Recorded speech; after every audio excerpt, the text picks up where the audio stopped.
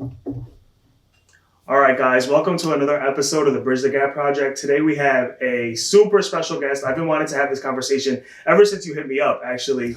You know, he hit me up about being on the podcast. He has a story to tell, and I think it's something that a lot of people can not only relate to, but gain something from. And if you could just give a brief overview of your entire experience, what does that look like? I know you're someone who is now 2 years sober, right? Yep, from substance abuse, both alcohol and drugs. Just paint me a picture of how it first started. Oh, it was dark. It was dark. It first started I wasn't comfortable in my own skin after a while. Like we were talking about before we started. I was diagnosed with PTSD through experiences as a first responder. Yeah. And it gets to a point where it's like a champagne bottle, right? You shake it up, the cork blows. After a while, that cork's going to blow.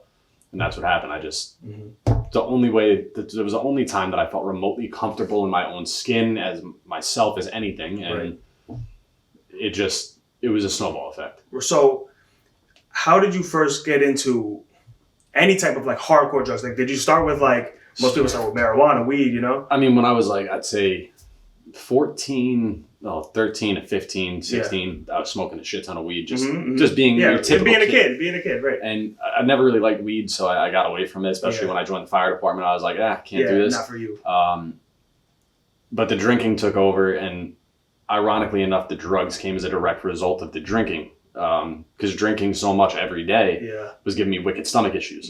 So I was constantly in the hospital because of the stomach issues. It hurt so bad, I literally couldn't move. I'd be in fetal position on the floor. And they would give me morphine, help ease the pain. Okay. And that's how I ended up getting hooked on morphine. And then I got hooked on ketamine because I was at a party and somebody was like, hey, you want to have some fun? And I was just naturally, hell yeah, let's do it. And that was all she wrote from there. So I'm awful with drugs because it's something obviously I've smoked weed, I've taken Adderall, but I've never done anything that to most people will be anything crazy. Right. So what is the sensation, if you could describe, because if from the outside looking in, it's interesting. So morphine, if you've ever been in the hospital or broke a bone, it's what they give you, morphine or Dilaudid, which were the two things that I love. If I could get my hands on either one, I would take them. Yeah. So everybody really knows what that's like. If you never had morphine, it's just a very calm feeling. It just calms you down.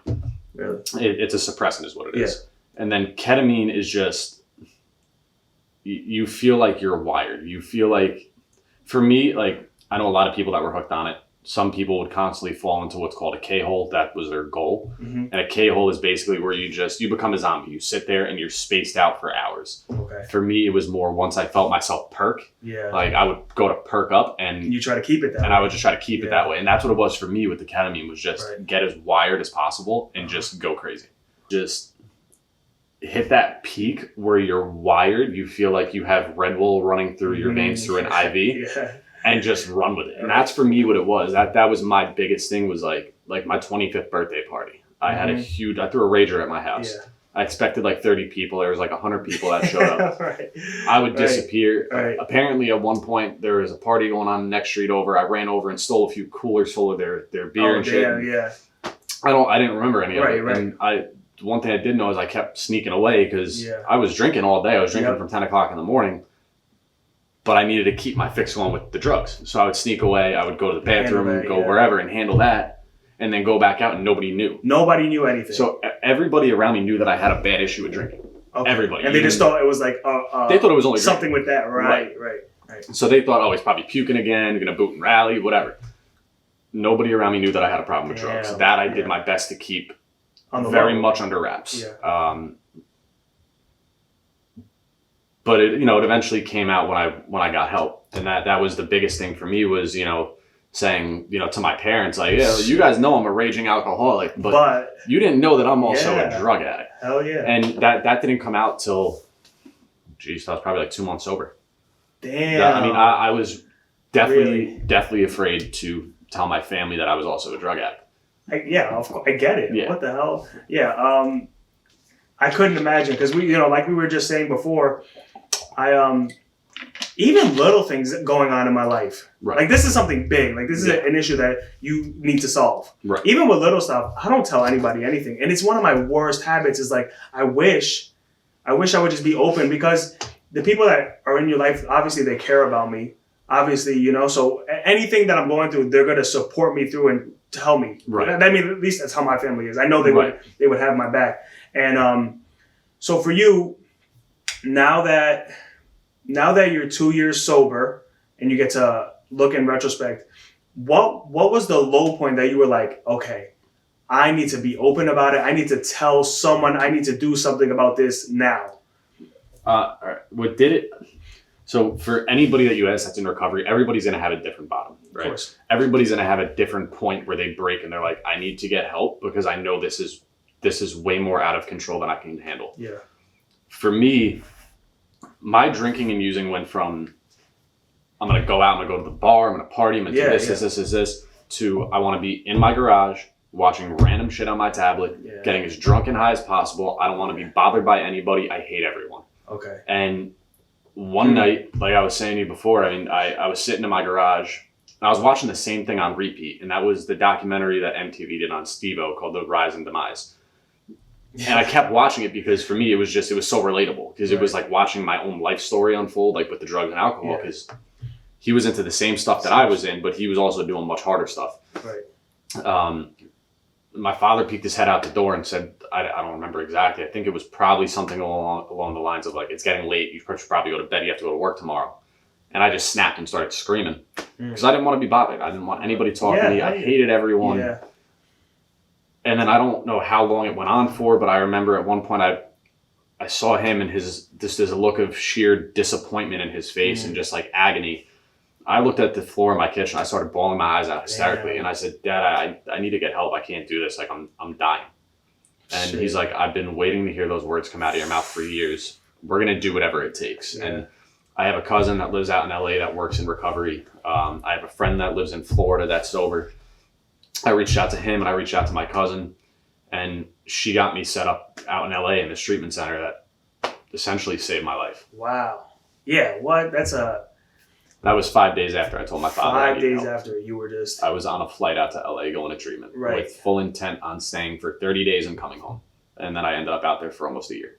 Oh, a year. Just were you... a year. Okay, so when this first started, obviously, right, for me, the family part would be kind of like heartbreaking and almost impossible for me, myself, to face unless it blew up, if that makes any sense. Like it'd be one thing for me to, hey Dad, I got to have a conversation with you. Right. That's hard. It's tough, which I don't know if I could do. But if something happens and you're just forced to deal with it, right? Then you go through it, I guess, right? Yeah. And so you went out to LA.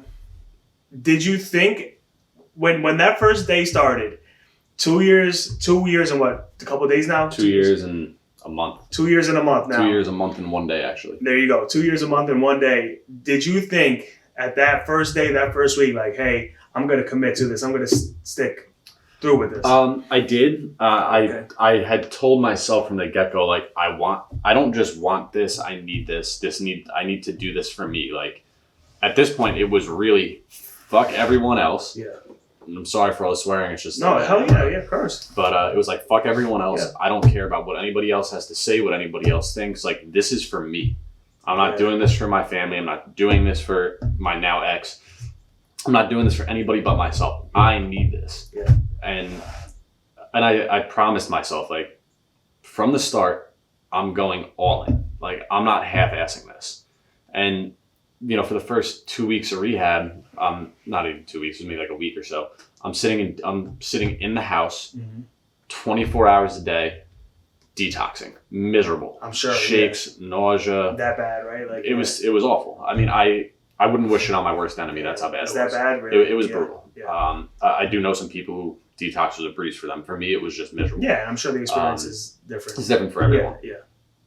But you know, from the night of my first AA meeting out there, I was like, yeah, this is it. Like, this is for me. This is the start of a new chapter in my life where everything is going to be moving forward. Yeah. But still fully expecting there to be hiccups and speed bumps and, you know, detours and everything. And yeah. like anything else in life, you can't expect everything to go perfect. No. But it was the type of thing where I knew from the start, that the basic answer to your question is yes. I knew from the start that this was going to be a long-term, not just long-term, but lifelong thing for me. Okay, so now my question is, with that, so like you went into this and you were like, okay, we're committing to this. We're 100% in. I'm going to follow through on this. Has there ever been a time prior to that where you thought like, damn, I have an issue going on? Oh, 100%. Was that often or not often? Oh, I knew it for years. Yeah. For years, I knew I had a problem with drinking. Yeah. For years, I knew I had a problem with drugs. Mm-hmm. I just didn't. Yeah, I didn't want to say anything about it because I didn't want to seem weak. I didn't want people to be like, oh, well, this substance, this inanimate object has control over you. You can't function with that. Yeah. I didn't want people to look at me and be like, dude, you're a bitch. Like, that's what has control over you. Yeah. So I ate it. Yeah, and like we were saying before, I think as men, especially, there's a stigma that like you're tough, you handle it. Right. And to some extent, I agree with that, but not to the extent that I shouldn't ask for help when I need it. I'm a human too, bro. Right? You can be vulnerable and still be a strong man. Oh, absolutely. I mean, it's like I said to you, what you're setting up. For me, especially being a first responder, right? There's a stigma around all first responders, right? Yeah. None of the shit we see will bother us. Yeah. It's not the case. Yeah, people have to realize, like, which I'm sure people do, but to us, it's like, people see us as the heroes. Mm-hmm. And for me, I hate being called a hero. Yeah. That's just me. Yeah. But, it's like, I'm only human, right? Yeah. And I took that stigma so much to heart. Yeah. That I refuse to talk about any of it. And and like I said, it ate me up. The cork blew out the champagne bottle. Mm-hmm. And it was just such a snowball effect on a drastic downward spiral. Like, I was going downhill and fast. And I knew it was a matter of time until I hit bottom. And I knew that bottom was going to be one of two things. That bottom was either going to be I was going to get help or I was going to die doing it. Yeah. And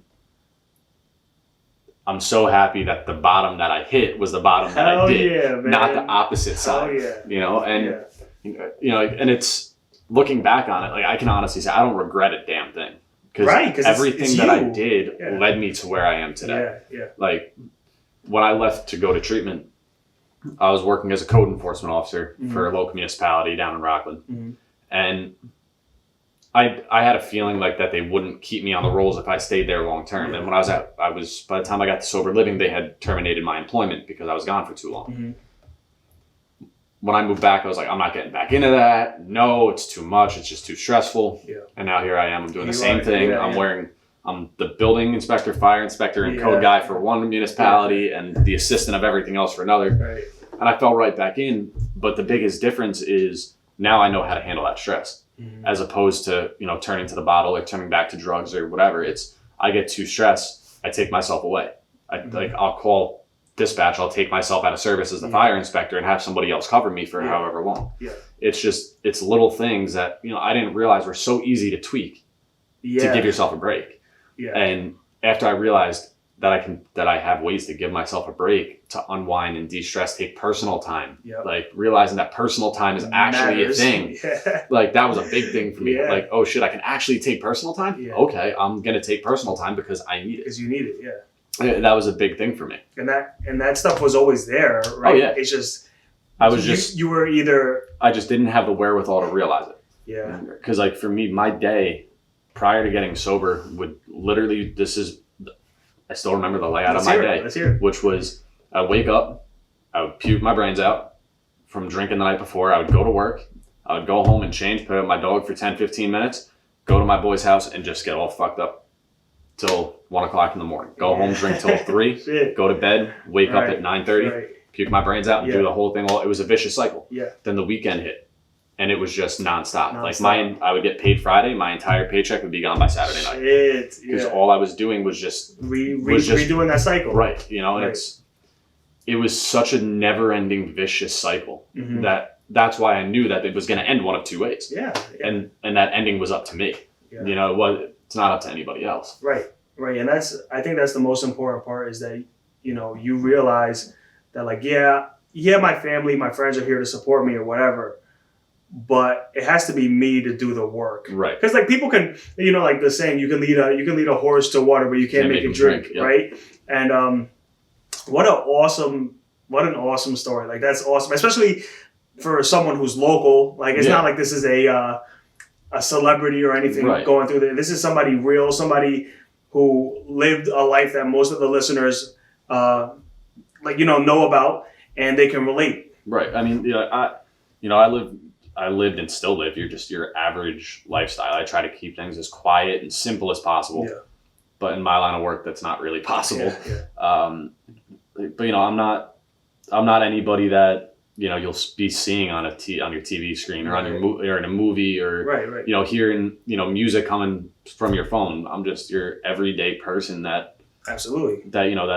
works his ass off every day to try to make ends meet. Yeah. And by the grace of God, was able to come out on top of this disease that's claimed so many people. That's still it's a battle that people are still fighting to get the upper hand on. Yeah. And me, I'm very fortunate because this is my first go at sobriety. Mm-hmm. I never before have I gone to an AA meeting. I went to one AA meeting, was like, this ain't for me. It's all old heads. I'm leaving. I'm going to the bar. Yeah. But this is my first legitimate go at sobriety, and I'm here 2 years, a month, and a day later, still going strong with it. Like I was telling you, I talk to my sponsor every day. Mm-hmm. I have a huge sober support group both here and back in LA that I keep in touch with, and friends and family supporting me. And my best friend out in LA, he's relapsed a few times. Mm-hmm. He's doing good now, thank God. Mm-hmm. But he always tells me, if you ever go out and ruin what you started, I'm going to fly out to New York and break your clavicle. But it's just knowing that I have that support. Right? Oh yeah, you need it. Right. I mean, because at the end of the day, I still see a lot of fucked up stuff. Mm-hmm. I'm still exposed to all this craziness. Right. And the hardest thing for me, aside from admitting that I had a problem, mm-hmm. was realizing that it's okay to be not okay. Right. And if you're fucked up, people will have more respect for you for talking about it than swallowing it and then dragging yourself back down that rabbit hole. Yeah. And potentially making it worse. Exactly. Yeah. And, I mean, it's not a fun battle. It's in the heat of everything. It's like, oh, I'm having a blast. This is the time of my life. Mm-hmm. It's like I'm young. I'm enjoying it. I'm not getting fucked up all the time. Right. I have a great job, or I get a pension out of it. I don't care. I didn't have a care in the world. Yeah. And then, for me at least, I very quickly had that realization where, okay, I need to change some stuff here. Right. And it's the type of thing, right, where the word you use is perfect, which was stigma, mm-hmm. right? A lot of people will look at any individual who's in recovery, whether it's from drugs or alcohol. And there's a stigma that surrounds people in recovery that we're all fuck ups. Yeah. We're all just terrible people. And, at the end of the day, we were all terrible people. And I'll be the first to admit I was a god-awful human being because I lied, I stole, I did whatever I could to either get another case of beer, get more drugs, whatever. Yeah. That's just the life of an alcoholic and an addict, and that's just the way that we are when we're drinking and using, when we're out, as they say. Right. And and I was at a board meeting for the town of Haverstraw group. People wanted to put a sober living in the town, mm-hmm. and people from the community were concerned, and everything that they were concerned about was. Oh, they wanted to put it right in Haverstraw. They wanted to put it right in the town of Haverstraw. Yeah, right in Haverstraw. Yep. Yeah. And the people from the community, they were everything that they were saying was textbook for the stigma of people in recovery. Yeah. And I had zero intention of saying anything. Yeah. I'm sitting in the back of the room, and then just my hand shoots up. Yeah. And I said, look, Joe, I coached your kid in Little League. Mm-hmm. You've known my family forever. I know all of you. Right. I'm in recovery. Yeah. For those of you who don't know me, I'm also a firefighter. Yeah. And you live in my fire district. So I've been to your house for fire calls. Yeah. So basically, like, my whole thing was breaking that stigma by showing people, like, hey, look, just because I'm in recovery doesn't make me a bad person. Right. It means that I made mistakes and I fell down the wrong path. Absolutely. Yeah. But it doesn't make anybody who is in recovery a bad person. Right. And I think anybody who's in recovery is aware of the fact that they have had an issue and they want to make a change. And that's something that's admirable. Right. Because, like, I don't care what anybody says, American, not American, like, life is rough. Life can be brutal. Right. And, I don't care what walk of life you come from. Everybody has struggles. Right. And a lot of the time, most of the time, really, you're not going to know what somebody's you going never through. know. You know, yeah, like you said, most of the time you'll never know. Right, unless that person opens up about it, Right. you're not going to know. Which is rare. It's very rare. And I never have a conversation with somebody I just met and they're like, hey, man, I'm going through this. All right. Right, like, I mean, I'll tell you, even still to this day, I won't pick up the phone and call somebody that I've been friends with for a year and be like, yo, I need to talk to you. I'll only reach out to people that I've known for one, a two, long three time. Yeah.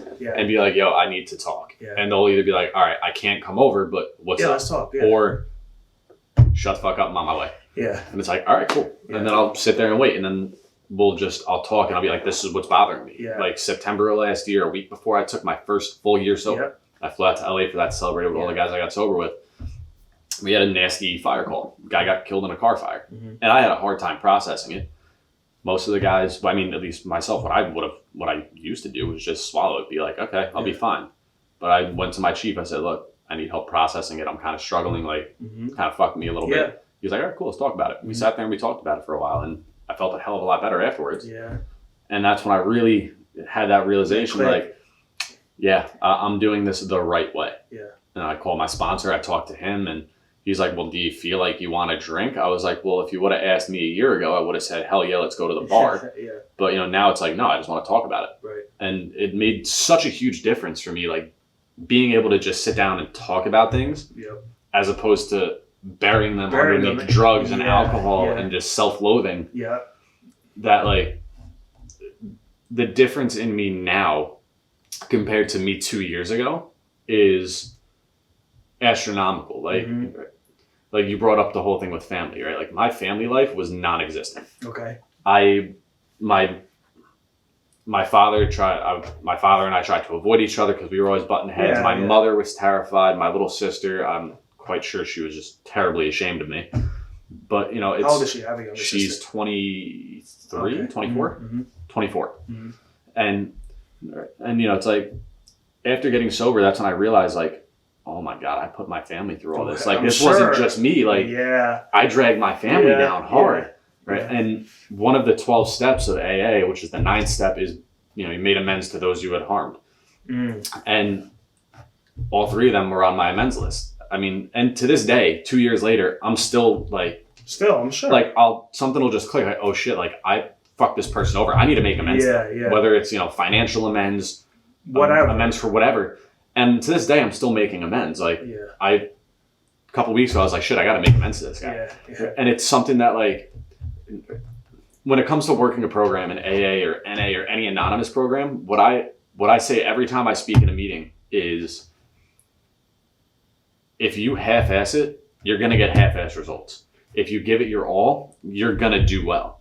Right? And, like, people from the outside looking in, it's like, because I can even speak from my own experience, right? From the outside looking into AA, it's like, you're telling me that if I do these 12 things, I'm not going to drink anymore? That's bullshit. Right. There's no way. Right. But once I actually sat down and put the work into each of those 12 steps and progressed my way through, after I was done with each step, I started to feel a lot better about myself. I became more comfortable in my own skin. The night that I completed my 12th step, I spoke at the biggest meeting that I've spoke at yet, which I think was like 80 or 90 people. It's pretty big, in this little ass room that's probably about the size of this room here in the middle of LA in Venice. And I had my cousin and her husband there. And they were the 2 that helped me get into treatment. And they got to hear my whole story. Right. And for me, that was the most terrifying, nerve-wracking thing. Having family sitting down in front of me as I'm standing up at this podium sharing my story.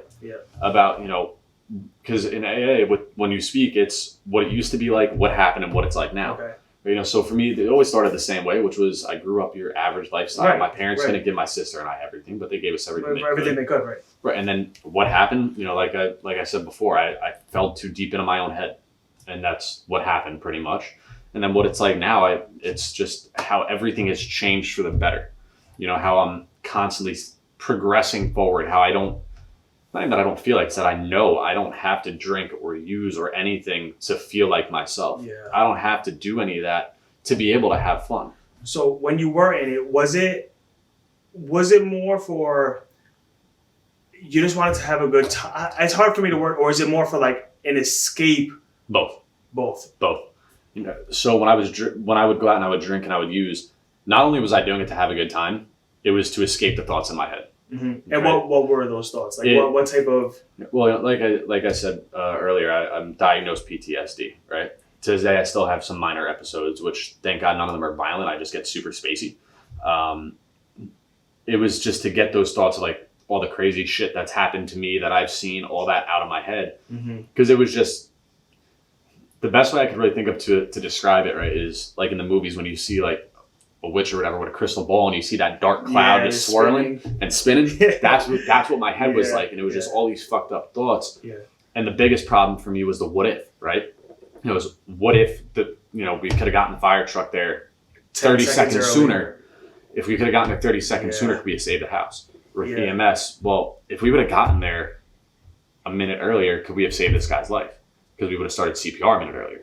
And that was the biggest thing for me, was the what if. And getting that whole what if factor out of my head for that little bit of time allowed me to just unwind.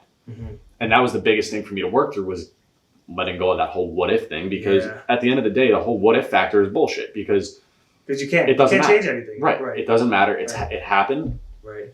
We did everything we could. That's it. Just accept it and move on. And that's what I've done over time, obviously. But it's not an easy thing. And I know a lot of people who are in the program. When I say the program, I mean AA or NA or whatever.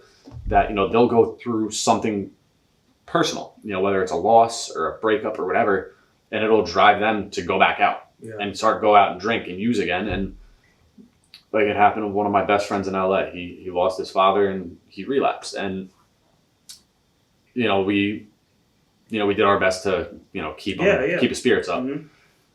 But he kept going with it for a while. And then he realized, like, this isn't what my father would have wanted. Yeah. He checked himself in a detox, put himself back in sober living. And now he's got, I think, almost 7 or 8 months sober. So he's moving forward. And that's just the biggest thing, is like, there is no what if. Right. There is no anything. It's life. Yeah.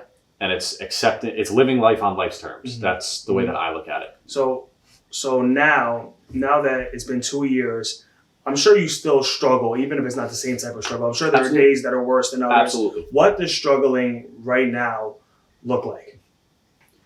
So struggling right now, honestly, it's very subjective. Honestly, it's a good question. Okay, let's hear. Struggling for me right now, like if I start feeling a certain type of way, it always goes the same way. It's like clockwork. I'll start getting too deep into my own head, and then I'll start having thoughts of what things used to be like and how I felt. Yeah. And I'm like, maybe I can just go have that one beer and unwind.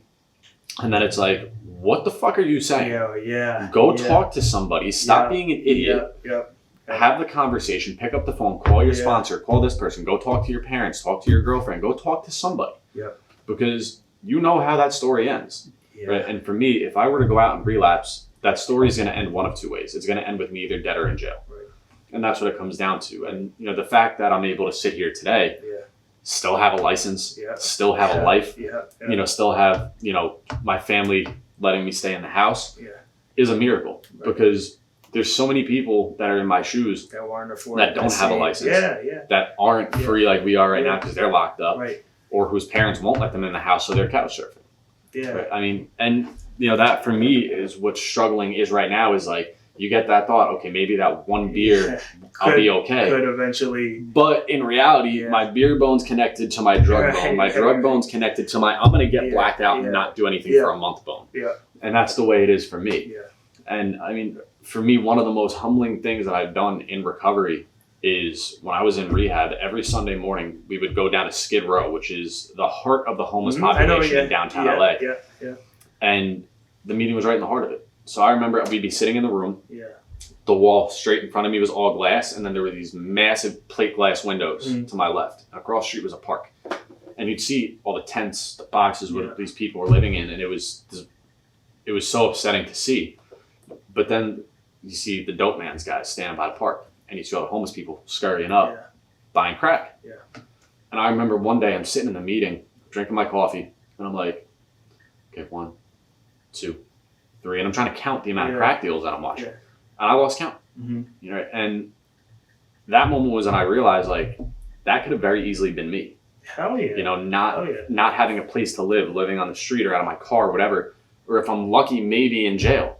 Right, because at least you have a place to stay. Exactly, you have a roof over your head, and even though the beds awful are awful, you know, it's still a bed. Yeah. You know, and that is when I really became grateful for the little things. Because when I was out, I wasn't grateful for shit. I didn't give a shit about anybody but myself. And that moment was when I was like, wow, it really is the little things in life that are so often overlooked that really mean the most, that you don't even think about. Right. And, you know, I mean, shit, even like my cell phone. I didn't have my cell phone for the first month and a half of rehab. I would get it for like an hour a day after I took a month. Yeah. So I had it for like an hour a day. So I would just FaceTime my family. Yeah. Because I, you know, it's like, I'm a better person than what I was. Like, I need to be there for my family. Yeah. Because for the longest time, I wasn't. I wanted nothing to do with any of it. If it didn't involve me by myself drinking or doing drugs, I didn't care. I wanted no part of it. I left the fire department for a year and a half because of it. Because I knew it was either go get help, and stay a member because they'll let you stay a member, or you can leave and keep doing what you're doing so you don't get yourself or someone else killed. I opted to leave because I wasn't ready. And you know, now I rejoined April of last year, so I'm coming up on 10 years in the fire service, and it's, if I didn't get sober, I wouldn't have had that opportunity to rejoin. I made amends to so many people in that firehouse that I said some really fucked up stuff to, or did something fucked up to. And like, I didn't know initially if they were going to let me back in, because that's how crazy you get. Like, you don't 90% of the time I didn't realize what I was saying or doing. I'm sure you weren't like totally present in the moment to your. And one of the guys in the firehouse who I've known since I'm in diapers pretty much, he came up to me after I rejoined and he's like, dude, you're totally different. I was like, good or bad? He goes, no, like real good. Like the best way possible. He's like, bro, when I heard you were rejoining, he's like, you know, I love you, you're family to me, but I was scared. He's like, but now that I actually see you and see how you're interacting, and like, you actually look like you. I was like, I'm not just a shell, because that's really what I was. I just became a shell of myself. And I was just not a good person. You know, and it's, looking back on it, you know, it's kind of upsetting to see how drastic the change was and how rapid it was. But like I said, I don't regret any of it. I'm sure. And for most things, man, in life, any experience that you go that far left, when you get right, I'm sure you have a sense of appreciation that's just different, because you have something to weigh it against. Like if life is always happy and you've never had to face any adversity or do anything, like, one, you're not going to know how to handle the adversity, and two, everything's always been good. Why, you know, you get to lose the appreciation of the things that, like you said, like the phone, seeing your family, just knowing that you're in good standing with people and that they love you and that you're okay. Exactly. I mean, and like where I'm at now, like being able to just have any appreciation for anything is, to me, it's the greatest feeling in the world. Because like every day I look back and I reflect a little bit, right? I don't look ahead. I don't future trip, because nobody knows what the future is going to hold, right? We don't know how long we're here for. That's all. It's not up to us.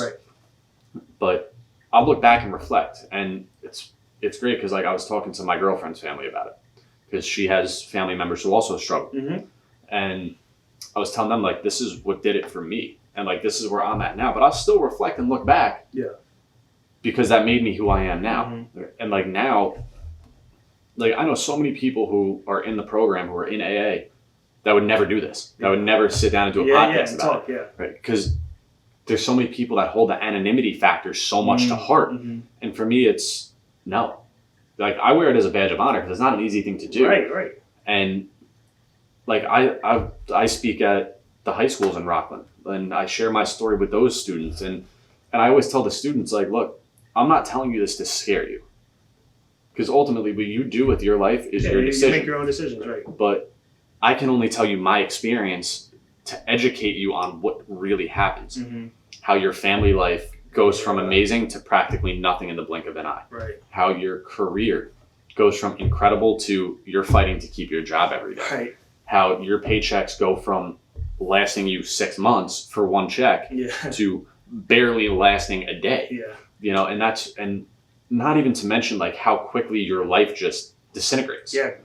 And it's very humbling, you know, for me to be able to share my experience with any, you know, with whoever is willing to hear it. Absolutely. And, you know, there's some people who were like, oh, well, you know, I don't get why you share it. It's so personal. And it's like, that's why. Yeah. You know, that's why I share it, because it's so personal. Yeah. People need to hear it.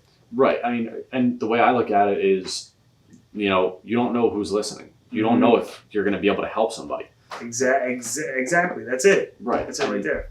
And, you know, there might be somebody who's listening to this that might end up being like, holy shit, like this was huge. Like I needed this. It's something that I say might have clicked for somebody. You never know how far. That's one thing about social media and the internet. You might not get those interactions, those comments, those likes, but people are watching and listening. Like you know that for a fact. Right. And maybe you don't affect that person individually, but maybe that person has a brother. Right. Maybe they know some, and that sphere of friend, a cousin, whoever, that they might say, hey, look, there's some shit on this that you need to hear. Exactly. And you have, I think that when you have an experience that's like this, you have a responsibility to speak your truth. Right. Because other people may need that help. Because other people may not have a family that supports them. Other people may not have whatever. Right. And so if you could give that little bit of you to someone and they take it, that's beautiful. Right. I mean, and for me, right, like the way that I look at it, which to me I think is pretty funny, at least. Like I'm a 27-year-old kid who's covered in tattoos and is a recovering alcoholic drug addict. Yeah. Just those three things alone create such a heavy stigma. Yeah. Right? It's like, oh, here's a young kid, he's covered in tattoos. Oh shit, and he was on drugs? Oh. Hell yeah. Well, okay. Yeah. You know, and like that's why for me, right, like when I first met my girlfriend's family, you know, I was upfront. I said, this is, you know, who I am. Because I'd rather them know from the start and hear it directly from me than them be like, well, how come he didn't tell us that this is what he went through? And it shows your character now. For you to be upfront about it, that shows like the type of man you want to be, the type of man you are. Right. And I'm sure it gives them a sense like, okay, people make mistakes in life. Cool. Right. Like we all, you know, right. We've all made some type of mistake. Right. And you know, and for me at least, I'd rather them hear it directly from me, right from the horse's mouth, as opposed to down the line, them be like, they see me put something on Facebook or somebody like, that they know that knows me is like, oh, well, did you know he's in recovery? Wait, what do you mean he's in recovery? For what? Like for what? Did he get hurt? No, like he was an alcoholic and a drug addict. Like, wait, what? Yeah. But you know, just me being upfront with them about it, they were like, that's amazing. Like her parents have told me we're really proud of you. Awesome. That's not an easy thing to do, right? And like that's like one of the main reasons that I hit you up about being on the show is because the name Bridge the Gap. Yeah. Right? Like there's such a gap between people in recovery and what we as people in recovery call normies. Yeah. People who can go out and have that one drink or just go out and have a good time, be good. Yeah. And there's such a huge gap, right? Because like I saw something on Facebook the other day, and there's a Facebook page that I'm a part of, and it's all for people in recovery, especially with COVID going on, just keeping people in touch. Yep. And this woman put up this huge post about how she went to a wedding. When she asked what they have for non-alcoholic options, they pointed her the kids cooler for Capri Sun or a juice box or we can give you a water. Yeah. You know, and that's for me that's the size of that gap, right? Is if you go to a wedding and they're telling you that you have to drink a juice box because they have nothing else, you know, it's like, this needs to be closed up a little bit. Like, there's got to be some options, right? Because not only is it for people that are in recovery, there's people out there that just straight up don't drink. I don't drink. Yeah, I mean, there's a lot of people like that, you know? Right, and you know, it's like, all right, so there's me being in recovery. There's the people who can go out and drink and have fun and be perfectly fine. Yeah. And then right in the middle, you know, are guys like you that just don't drink. Yeah. And there's no in between for any of it. Right, it's just one or the other. You're one of those three things. You're either in recovery, you just don't drink, or you drink. Yeah. And you know, and for me, right, it's like I'll go out to the bars with my friends. I don't care. I'll go out, I'll shoot pool, I'll have fun. They'll all be drinking themselves stupid. I'll just be like, all right, so when we're done, you guys are all piling in my car because I'm driving a drunk ass home. Yeah. And it doesn't bother me. Yeah. Like, I don't care. I could be around it. To be quite honest, the smell of alcohol now makes me incredibly nauseous. Yeah. Like, I went apple picking with my girlfriend and some friends, and they were drinking champagne, and the smell of it just made me want to vomit. And that's how far I've come from, like, okay, I need a drink because like I'm getting shakes. I'm starting to go through withdrawals to that smells like straight death. Please get it away from me. Yeah. And that's how far I've come in just a 2-year span. And it's looking back on it to see how far I've come from then to now is baffling to even me, you know, and I live it. Yeah. You know, and I have friends and family that are like, I don't get it. Yeah. Like how you did it right. Right. And it's like I said, it's not an easy thing. I mean, and there's people that come into the program that are terrified, and understandably so, right? I mean, like people who don't have a lot of time sober, like people who are newly sober, they'll go into a meeting room and they'll hear a speaker who's got 20, 30 years, right? And like that scared me because I'm like, that's a long fucking time. Yeah, hell yeah. That's a long time. It is a long time. But then I'll hear somebody who's got a year, 2 years, 3 years, 5 years, and I'm like, that's more relatable because that's closer. Yeah. I'm not trying to think 20, 30 years down the line. I'm trying to think a year or two. This year. Yeah. Right. Yeah. And, you know, they say just take everything day by day. Yeah. For me, taking it day by day is too long. I take everything second by second, minute by minute, and I don't even get to hour by hour, right? Because especially for me in my life, in my line of work, everything changes by the second, right? You never know what's going to happen. Like my girlfriend sees it because my pager will go off in the middle of the night. Like this morning at 7:30 in the morning, my pager went off for our dive team to go out because there was a jumper off the Bear Mountain. Mm-hmm. And she very rapidly actually sees it, started to see and realize oh shit, like things happen real quick for him. Yeah. You know, whether it's I get a fire call, I get called out for work, I got this going on, I got that going on. There's always something that comes up. 2 years ago, I wouldn't have been able to handle it. I would have just been like, I'm just going to go drink and then I'll go when I got a nice buzz on. Yeah. Now it's like, I realize like all that stuff that I did that I was like, I can't do this without a buzz on. I'm doing a lot better and I'm managing it. I'm managing it so much better because I'm able to think clearly and I'm able to realize like, dude, if I'm not all there, I'm just not there. Yeah. Like I'll physically be there, but like mentally, emotionally, I'm checked out. And someone else might be affected negatively because of that. Exactly. Yeah. Right. I mean, and it's like if I'm checked out, there's no good ending there. Yeah. You know, I I said, I'm a building inspector and a fire inspector, so I have to be on there. point. Yeah. I got to be on point because people's lives are in my hands. Yeah. Right. And you know, I'm reviewing plans for brand new houses, and if I screw something up and that house comes down, it's on me. Yeah. Right. Yeah. And so I have to be on point. Yeah. And if I'm checked out, it's a bad day. I mean, and there have been days where I've woken up just not all there, not from drinking or drug use, just from being exhausted. Mm-hmm. And I've called up to my office and said, hey, reschedule my appointments. I need a personal day. Yeah. Like, I'm not there today.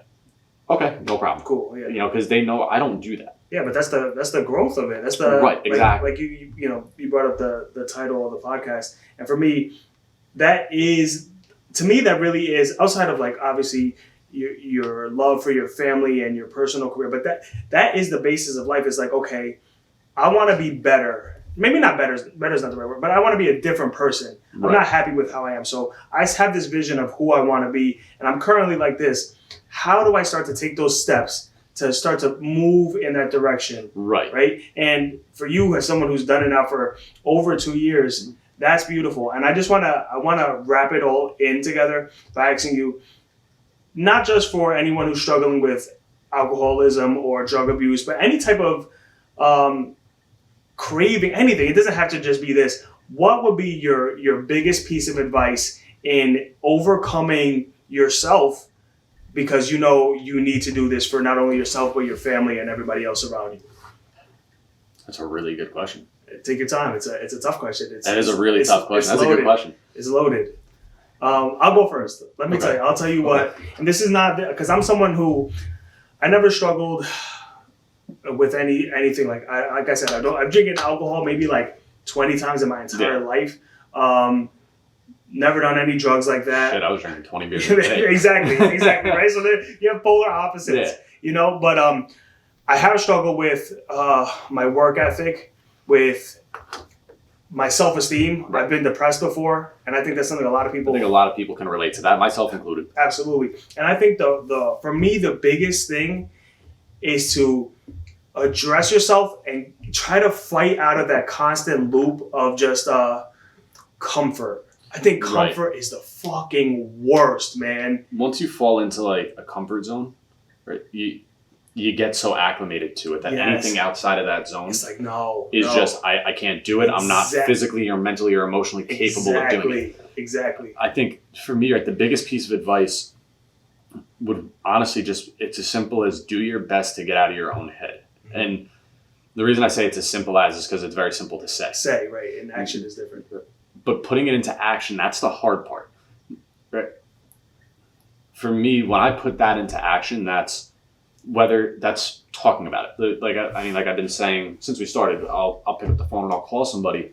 And there's other times where it's stuff that I don't want to verbalize, so I'll write it down. I'll put it in a notebook, and it's just getting out of your own head. Mm-hmm. And for me, I went to great lengths to feel comfortable, not just in my own skin, but getting out of my own skin, right? Yeah. Putting myself in uncomfortable situations. Mm-hmm. Granted, what I do is like go into uncomfortable situations to begin with, but aside from like work and the firehouse, putting myself in some of the least comfortable situations that I can, because I learned very quickly that not just me, but everybody has to learn to acclimate rapidly to ever-changing environments and situations. And if you can't acclimate to these situations and the environments, you're gonna have a hard time. Yeah. Right? There's people that'll just shut down. There's people that'll have panic attacks, anxiety attacks, right? And you don't have to have those attacks, right? I know that it's just your body's natural reaction because you're in an uncomfortable place. Mm-hmm. If you're that uncomfortable, remove yourself, right? I'm not saying just like mentally check out. I'm saying be like, I need to go home. Right. Like I'm going to go home. Even if you make some shit up, like I don't feel good. I just want to go home and lay down. But, for me, putting myself in those situations is what's helped me to grow drastically.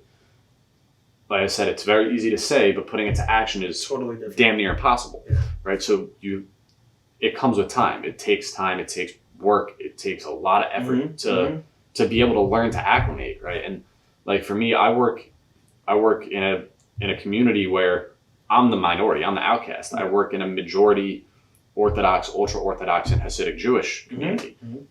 I'm the guy that goes in and says, hey, you're not doing this right. Take it all down. Yeah. Right. And, there's people that are like, oh, well, you're coming at me because you're anti-Semitic. And it's like, no, I'm not anti-Semitic. I'm doing it because you're going against building and fire code. So you really want to go that route. Yeah. I have one guy who's actually trying to, but that's besides the point. Mm-hmm. Right. And, it's every day for me is a relatively uncomfortable situation. Yeah. Because I have some of the residents who were very accepting of me, and then I have others who were like, or not. You're tattooed. Mm-hmm. You're not coming into my house without long sleeves on. And it's like, bro, it's summer and it's 105 degrees. No. Yeah. If you really want to do it this way, fine, I'll revoke your building permit. You can take everything back out. Right. Like, so it's just for me learning how to adjust very rapidly, while maintaining professionalism. Right. Even like just in normal everyday life, right? It's, for me, it's like I said, the little things, holding the door open for somebody, saying hello, asking somebody how they're doing, right? And for me, it's those little things just as simple as that help me to get through, help me get out of my own head to realize because when you see somebody now it's kind of tough to see with all the masks, but knowing that, made somebody's day a little bit easier, even just holding a door for them. Yeah, no, it's beautiful. It's beautiful. That's what life is. That's what life should be about. We're in a community. If you're not the type of person who can't even hold the door open for another person, like, I don't know what to tell you, man. Like, you're probably a piece of shit. The unfortunate thing is a lot of people are too selfish to even think about it. Yeah. Right. What's me all the time. And like I said, that was me. Yeah. I was that selfish prick that didn't want to do anything for anybody. Right. Like, and if it didn't involve getting on a fire truck, I didn't want to do anything for you. I wouldn't. You could literally be 2 steps behind me. I would just let the door go. I didn't care. Yeah. But now it's just those little things, man. Like holding the door for somebody, saying how you doing, whatever. Because it's those little things that can brighten up somebody's day more than you could ever even realize. Yeah. And for me, that's what it really is. So the best advice that I could really give, aside from doing your best to acclimate to uncomfortable situations, is go out of your day to do something to make somebody's day a little bit better. Because doing those little things, it'll help you feel good.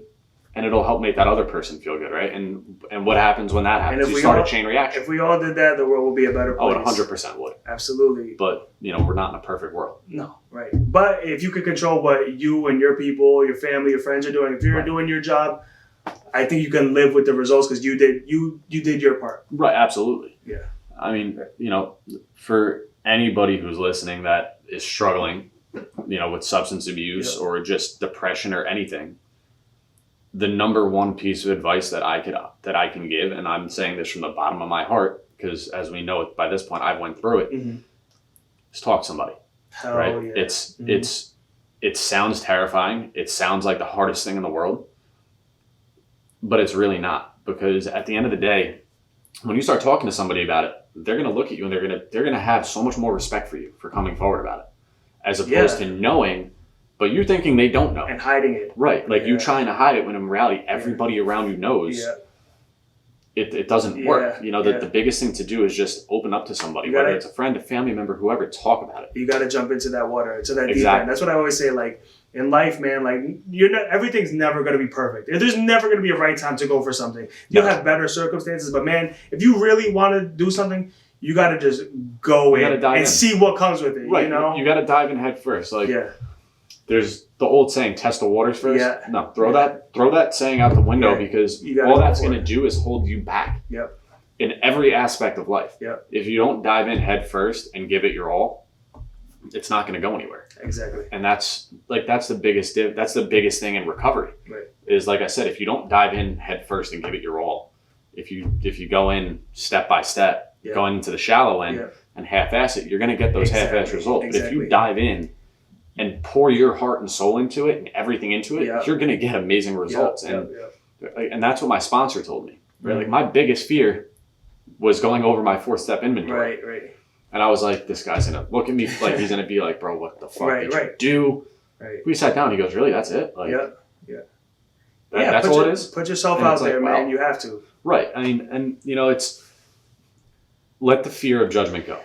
Right? Yeah. I don't care where you're at, who you're around. People are always going to judge you. No matter what you do, no matter who you are. Exactly. Yeah. But at the end of the day, their judgment doesn't mean shit. Yep. Because at the end of the day, you're still you. Yep. And that's it. And they're judging you from their own perspective, through their own lens, and everybody has their own life. Exactly. And they see things differently, but you know yourself better than anybody else would. Exactly. Fuck them. What does their opinion matter? Right. I mean, you just said it best. Fuck them. Yeah. Right? Because if you can't be comfortable in your own skin because you're too worried about the way other people look at you, you got some other issues. You have a lot that you're gonna have to work through. Oh, yeah. And like I said, like me, I didn't want people to see me as weak, right? Mm-hmm. It's like I'm looked at, we're looked at as the heroes of the town because we're the ones running into these burning houses. Yeah. So I didn't want to be looked at as weak. I had that judgment, that stigma of it so much to heart, and I didn't want to break that. Mm-hmm. I didn't want to go against their judgment. I didn't want to go against that stigma. And that doesn't just go for first responders. That goes for anybody. Right? And it doesn't matter what line of work you're in. Right? It's break that judgment. Don't let that judgment hold you back. Just go for it. Like, don't be afraid of it. It's not going to bite you. What's the worst that's going to happen? Somebody's going to say no. Yeah. Or somebody looks at you. Right. Somebody will look at you funny. They're probably looking at you that way anyways. Right. I mean, like, at the end of the day, right, the way that I look at it is we are who we are. Mm-hmm. We're called individuals for a reason. Mm-hmm. We're each into our own things. We each have our own little shtick, our own little gimmick, whatever. Right. Like, I have friends that I've met through recovery that are celebrities. I have friends that I met through gaming who are WWE superstars, right? And then you have me, who's just like that weird dude who's there, like that token guy, right? That's just a complete fucking nerd. Yeah. Like, I'm a gamer. I play Dungeons and Dragons. I build my own computers. Right? Like you wouldn't know it by looking at me, but I'm a nerd and a half, and that's me, and I own it, right? And like my girlfriend's brother, he's a gamer. Mm-hmm. And he knew I'm a gamer, but he didn't realize how much of a nerd I was. And he was shocked. And I'm like, bro, this is me. Like, this is me. Take it or leave it. Like, I don't know what you want me to tell you. This is me. Right. And that goes for the same thing with recovery, right? Like, this is me, whether you accept it or not. Like, I have friends that I would drink with all the time that once I got sober, they didn't want to know part of it, right? Because that's the way that things were, was even though it's like, at the time, it's like, yeah, we're helping each other out because I would bring the beer one day, you would get it the next. At the end of the day, we were just using each other, right? And now they know that they can't use me to get their fix anymore, so they cut me off. And it's like, I'm better off. Exactly. I don't need you. I don't need that in my life. Right. What I need is that positivity and that support to keep me moving forward. Not those people who are going to be like, oh, well, you're not around to buy me my beer anymore. So I don't need you around anymore. So I don't need you around anymore. Right. Okay, good. I don't need you around either Right. because you're not conducive to my recovery. And that's like, for me, that was the biggest thing because I knew I was going to lose a lot of friends. Yeah. And I knew it. The second that I got to Newark Airport to get on that flight out to rehab, I was like, I'm not going to have it. I'm going to lose like 90% of my friends. And I was all right with it because I knew that they weren't real friends. Exactly. They didn't really care. Exactly. They didn't care about me. All they cared about was the fact that, hey, I got somebody to drink with that's with, going to bring more beer. Yeah. And that's all it was. Yeah. And, you know, now I'm in a place now being sober where, you know, like I said, I'll still go to the bar. I don't care. I'll go shoot pool. I'll go wherever. Right. My friends know I'm not going to drink. Right. And personally, I find it incredibly entertaining when I walk up to a bar and say, yeah, can I just get a water, please? Exactly. And I get these like crazy sideways looks. Right. And I've had a few bartenders like, wait, are you for real? Yeah. I'm like, yeah, I'm for real. Yeah. You don't want a beer? I don't drink. Yeah. And 9 times out of 10, they don't ask why I don't drink. Yeah. Because they don't care. Right. They're like, oh, all right, you don't drink. Cool. Right. But then like I've had a few experiences where they're like, wait, really? Like you're young. Why do you not drink? And I'm like, oh, I'm in recovery. I'm a recovering alcoholic. Oh, okay. Yeah. Let me get you that this makes water. sense. I'll get you this water. Right. I mean, Right. And you know, it's like, and that's the biggest thing, right? Is that was my biggest fear was, you know, if I tell somebody I'm in recovery, are they going to be like, what the fuck is wrong with you? Yeah. Like, you're a terrible person. Yeah. No, anytime that I've said it, it's always like, oh shit, dude, good for something you. Good, like, that's something amazing. positive, right? Right. I mean, especially, you know, people see how young I am. Yeah. And it's like, dude, you're 27 and you're 2 years sober. That means you haven't had any alcohol, For 2 nothing. years, yeah. And I've even went as far, I tell them, like, not even just no drugs or alcohol. I've even taken it, I take my recovery so serious that, like, I had wicked back issues. They wanted to give me a narcotic painkiller. Like and I said no. Yeah. I said, I'll take a leave. They're like, wait, really? And I'm not telling them, like, because I know how that's going to end. Yeah. Like, I know once I take that first Percocet, you'll feel good. I'm going to feel good. I'm going to want to chase that dragon as much as I can to keep that feeling going. Right. And I'm going to end up back at square one, back in rehab. Yep.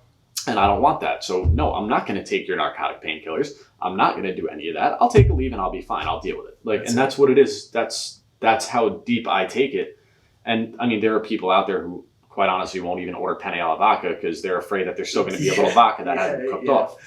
I don't go that deep into it, but if there's something that I know might jeopardize me immediately, I'm not going to, I want no part of it, right? Like if I know that I'm just not in a good mood, if I'm upset about something, whatever, and my boys hit me up like, yo, we're going to go to Buffalo Wild Wings for the fight tonight, you want to come? I'm like, nah, I'm just going to stay home. I'm going to stay home. I appreciate you inviting me though.